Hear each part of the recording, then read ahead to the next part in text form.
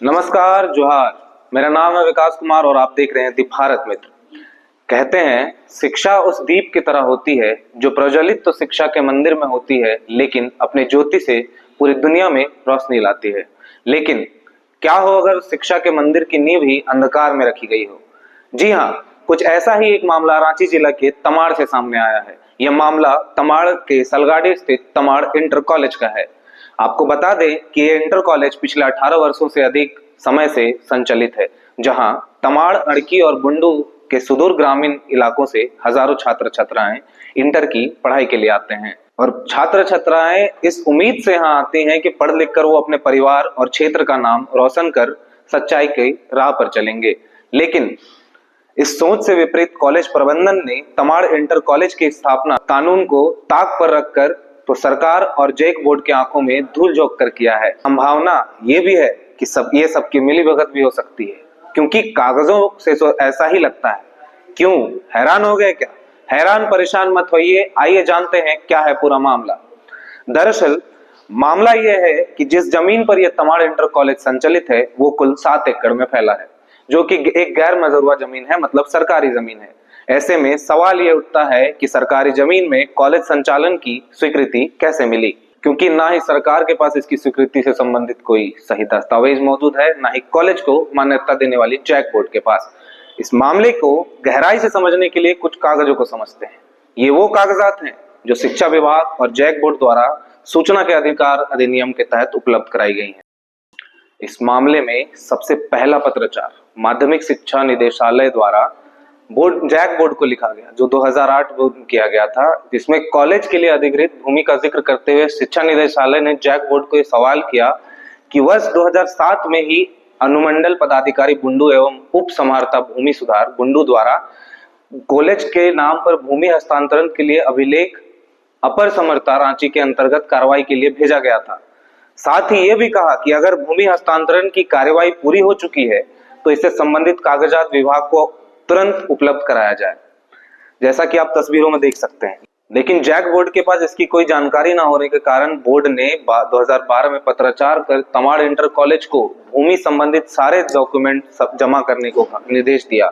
लेकिन कॉलेज प्रबंधन के कानों में जू तक नहीं रहेंगी। मजाल देखिए आप प्रबंधन का, कॉलेज प्रबंधन का, जब इससे तंग आकर जैक बोर्ड ने फिर एक साल बाद 17/3/2013 को पत्राचार कर कॉलेज प्रबंधन को यह निर्देश दिया कि जमीन संबंधित सारे डॉक्यूमेंट अविलंब यथाशीघ्र ही बोर्ड को उपलब्ध कराया जाए, जिसके 7 महीने बाद कॉलेज प्रबंधन की नींद खुली और प्रबंधन ने जैक बोर्ड को जवाब भेजा।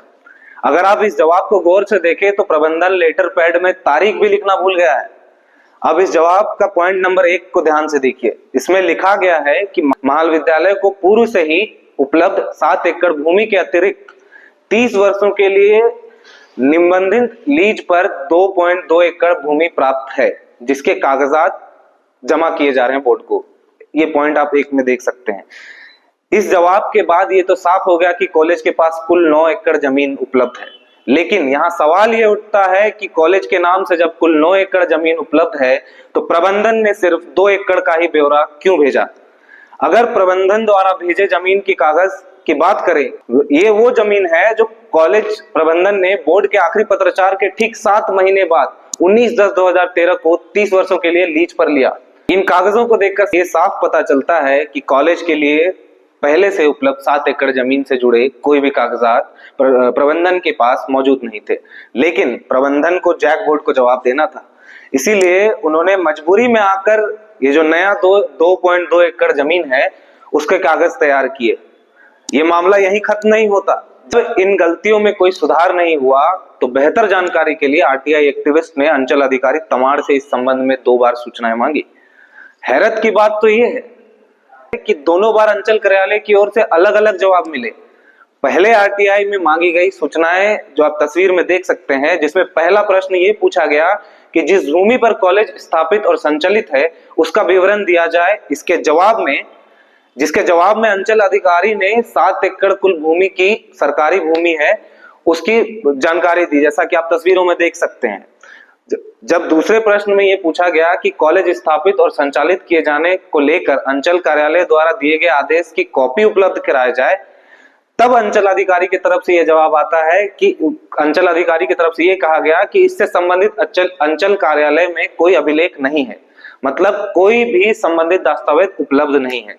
अब आते हैं इसके 6 महीने बाद दूसरे आरटीआई का जवाब आया, जैसा कि आप तस्वीरों में देख सकते हैं, तारीख देख सकते हैं आप, जिसमें पूछा गया कि जिस कॉलेज को लेकर भूमि का विवरण दिया गया है वो एक सरकारी जमीन है, तो क्या अंचल अधिकारी तमाड़ द्वारा कॉलेज संचालित एवं संस्थापित करने के लिए अनुमति प्रदान की गई थी?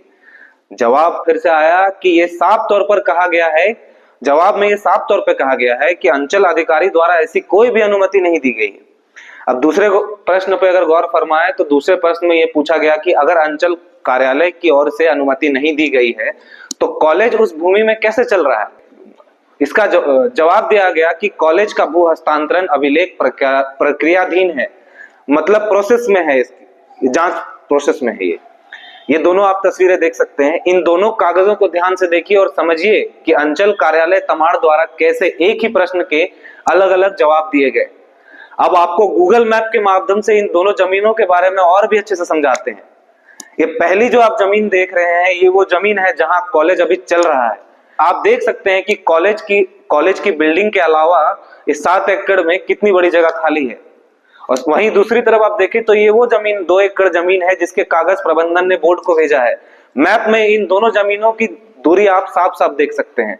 आपको ये भी बता दें कि मौजूदा समय में इस 2 एकड़ जमीन में जमीन मालिक मुचीराम अहीर एक होटल चलाते हैं और होटल के बगल में ही एक पोस्ट ऑफिस भी है। साथ ही जमीन मालिक, आपको साथ में ये भी बता दें कि जो जमीन मालिक मुचीराम अहीर है वो अभी कॉलेज के सेक्रेटरी भी हैं। अब इन सारी चीजों को देखने के बाद ये तो साफ तौर पर स्पष्ट हो गया है कि कॉलेज प्रबंधन द्वारा जो जमीन कॉलेज के नाम पर रखी गई है इसमें कहीं ना कहीं कुछ ना कुछ गड़बड़ी जरूर है।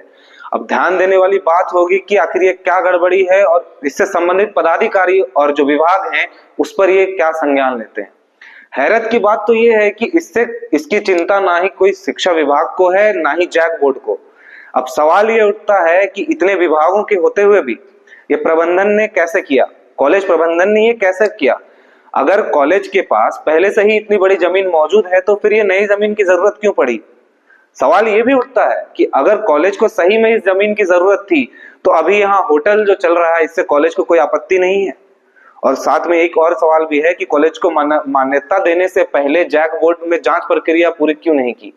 और अगर जांच प्रक्रिया पूरी की गई थी तो फिर ये जो अभी कॉलेज को लेकर जो अभी जहां पे नई जमीन है उस पर जो होटल और पोस्ट ऑफिस चालू है इसको लेकर बोर्ड ने कोई आपत्ति क्यों नहीं जताई? अगर अच्छी तरीके से बोर्ड ने मान्यता देने से पहले अगर जांच की थी तो ये क्यों नहीं देखा गया कि कॉलेज में अभी मौजूदा जमीन है और जो डॉक्यूमेंट कॉलेज जो पेश कर रही है वो सिर्फ 2 एकड़ जमीन के है, जबकि कुल कॉलेज के नाम से 7 एकड़ जमीन की बात कही जा रही है कॉलेज प्रबंधन की ओर से। तो इन सब चीजों में ये सामने आता है कि कहीं ना कहीं इसमें जैक बोर्ड की भी लापरवाही है और शिक्षा विभाग की भी लापरवाही है कि इस तरह से कॉलेज प्रबंधन अपना मनमानी चला रहा है। और इसके आज इतने वर्ष होने के बाद भी, आज 15 से 18 वर्ष होने के बाद भी ना इसको सरकार संज्ञान में लेती है ना ही जैक बोर्ड इसको संज्ञान में लेती है।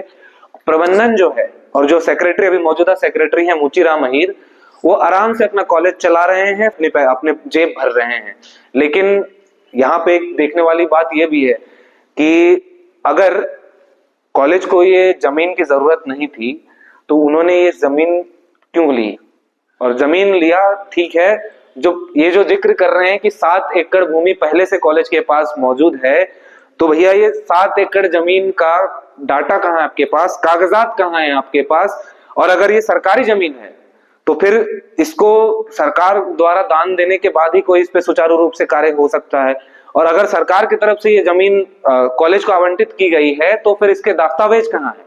क्योंकि ना ही शिक्षा विभाग इसकी पुष्टि कर पा रहा है, ना ही अंचल कार्यालय इसकी पुष्टि कर पा रहा है, ना ही जैक बोर्ड इस पे पुष्टि कर पा रहा है।